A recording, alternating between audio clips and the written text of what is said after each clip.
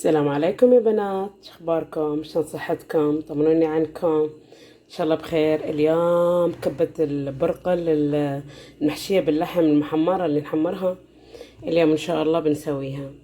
هنا عندي برقل ناعم اسمر وبرقل كيلو، وشلت منه ربع.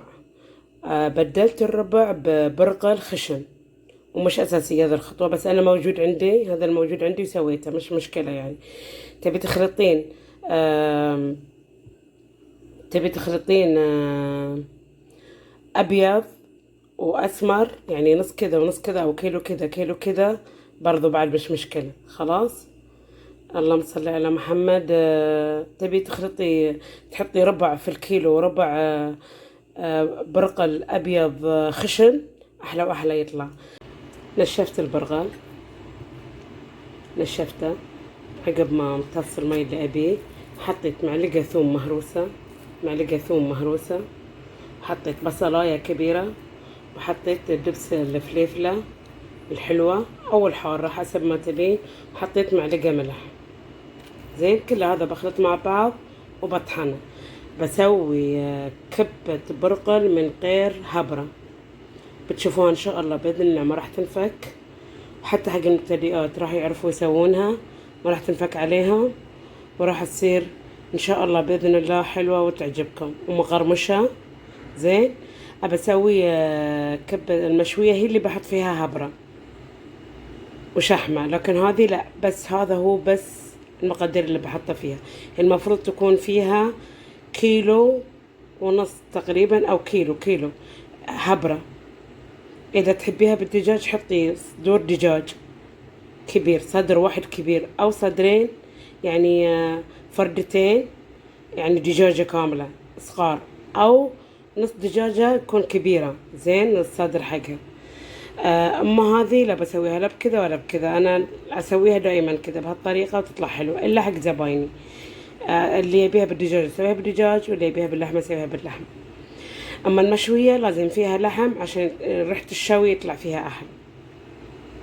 بروح اطحنها، رشيت شوية بهارات عليها مشكلة، وببدأ اطحنها طحانة اللحم، ونقول بسم الله ونبدأ إن شاء الله. براويكم عشان الإزعاج، براويكم بعد الطحن إن شاء الله بإذن الله. خلصت الطحن يا بنات، والله الحمد. أنا متعودة أحس إني بسرعة خلص، لأني متعودة على 5 كيلو 6 كيلو أقل عليه في مرة واحدة، ويوم ثاني نفسه، فمبسوطة إني خلصت بسرعة. المهم يا بنات، هذا أحمر عشان الفليفلة الحلوة، وفي بصل وبهارات فتغير شوي لونه. هذا اللي من غير أي حاجة. طبعا عشان كذا بخلطه مع بعض، بشوفه يحتاج خلطة ثانية، يعني طحنة ثانية ولا لا. بقول لكم عن معلومة أو عن تجربة، يعني أنا صارت وياي وعدة مرات مش مرة واحدة. الطحن بفرامة اللحم في الكبة أحسن من الطحن في كبة محضرة الطعام. حتى في التحمير تحسي غير شكل، حتى وانت تشتغلين تحسي غير شكل، فسبحان الله يعني. حتى اللي ياكله يقول كبتش مختلفة. مرتين اختجت، وما كانت مرة كنت مستعجلة متكسلة يعني، سويتها الكبة المحضرة، فقالت لي كبتش هالمرة غير. قلتها حتى وانا حمرها حسيت فيها، حتى وانا اشتغلها حسيت فيها. ومرة كانت خربانة، فسويتها آخر مرة جتني فسويتها برضو، حسيت ان الكبة غير شكل اللي اسويها وابيعها واللي انا استخدمها. فقررت اني ما اسوي الكبة ان شاء الله الا في فرمة اللحم. بقول لكم عن شيء ثاني بعد يمكن تحصل وياكم، فافيدكم من ذا الموضوع عن تجربة يعني. من فترة طويلة الماكينة حقتي هي قديمة، ماكينتي من فترة طويلة الماكينة حقتي تبدأ تشتغل وتنزل شوي وتوقف، تفضل تشتغل تشتغل تعلك بس ما تنزل أي حاجة. دخلت على اليوتيوب فأبقى أعرف المشكلة، فقالوا إن في الأتراس مشكلة، مكسور ترس، فما بالتالي يدوب وتظل تعلك، يعني تشتغل وتفر اللي داخل قلبها يفر بس ما ينزل أي حاجة، وإذا حطيت فيها وضغطت عليها توقف. اللي عنده ذي المشكلة اكتشفت إنها من الموس برد الموس، كبه احنا نسميه، فلازم تغيرين الموس حقها. بس هذا هي المشكلة. أنا كنت ناوية أرميها واشتري غيرها، رحت دورت واشتري غيرها، فالحمد لله قلنا أول نشوف المصلح وش يقول. فقال هذه مشكلتها بسيطة، الموس بارد، يبغى له موس جديد، لأن كل 6 شهور قال يغير الموس، وأنا لي تقريبا 12 سنة أو 13 سنة ما غيرت فيها من شريتها يعني. خدنا الموس بكام؟ 10 ريال، 25 ريال أخذنا الموس، لأن هي ماكينة صغيرة. اختي يوم بقت موس كبيرة حقتها وألمانية مدري إيطالية، فأخذتها ب50 ريال، بس مع الأسف ما فادها. المهم نرجع لكبتنا، راح أخلطها مع بعض وأدعكها وأشوف النتيجة، تبقي طحن مرة ثانية وجه ثاني أو لا. خلطتها يا بنات، حسيت انها تبقي ماي بعد، حطيت لها ماي بارد من الايسي من البراد يعني. زين، بفضل ادعك فيها لحد ما اوصل النتيجة اللي ابي. ما اتوقع انها تبقي خلطة ثانية يعني طحان ثاني، ما اتوقع انها تبي. خلاص نضل ندعك فيها لحد ما تصير ناعمة. شوفوها طرية حلوة. ما احبها ناعمة جدا جدا عشان تظل قرمشتها عقب ما تسوينها. زين، في شي هنا ناشف، بخلط الناشف مع الطري عشان تضبط الدنيا. والحشوة أنا مسويتنها، مجرد إن أخلصها أخليها ترتاح نص ساعة ساعة، علشان ويش منها النكهات والبهارات والبصل وكذا يتقلقل فيها، ما يصير يعني على طول أسويها بعدين أفرزرها كذا. أنا ما استفدت من اللي حطيت البهارات.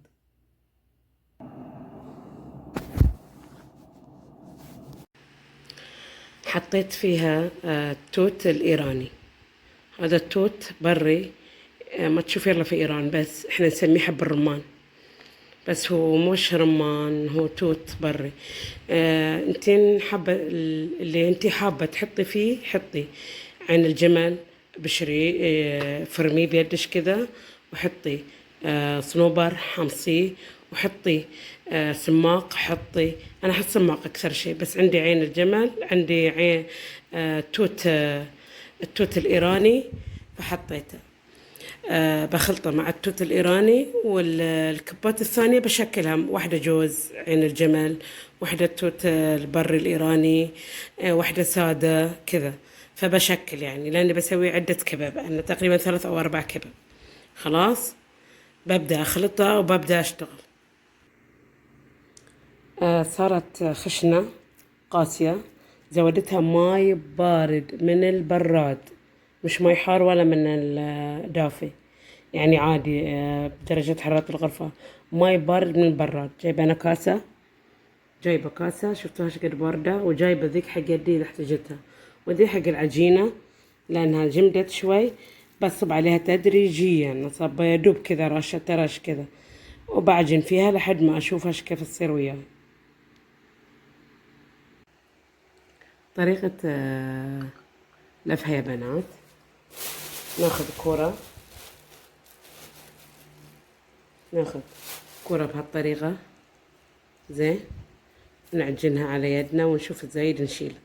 زين، عشان تصير متساوية بهالطريقة. تكورينها، سرفعها شوي عشان تشوفون. ايوه بهالطريقة تكورينها. اذا بتسوي حجم كبير وعندش خيار او جزر سهل جدا. انا مسويتها وسط، لا بكبير ولا بصغير. زين، بهالطريقة احط معلقتين 3 على حسب وش تبي. احنا نحبها بالليمون يا بنات، يعني لما نحمرها نحط فيها ليمون. زين، فعشان كذا انا احط فيها توت الايراني، لانه حامض التوت الايراني. باليدنا اي مشكلة تشوفينها في الكبة تشققت مثلا، الطعاجات، بهالطريقة بهالطريقة سويها زي الليمونة بهالطريقة. مثلا انشقت هنا، ابل صبعي بماي وامسح عليها. شفتها خشنة ما هي بناعمة، قبل يدي بماي خفيف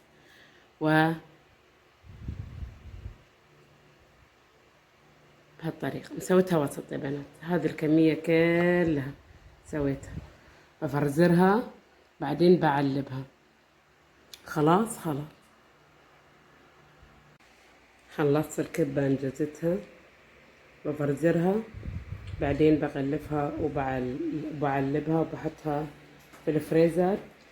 اي وقت تبينها تاخذينها في زيت حامي غزير من الفريزر على الزيت الحامي الغزير وتشمعينها بعدين تحمرينها.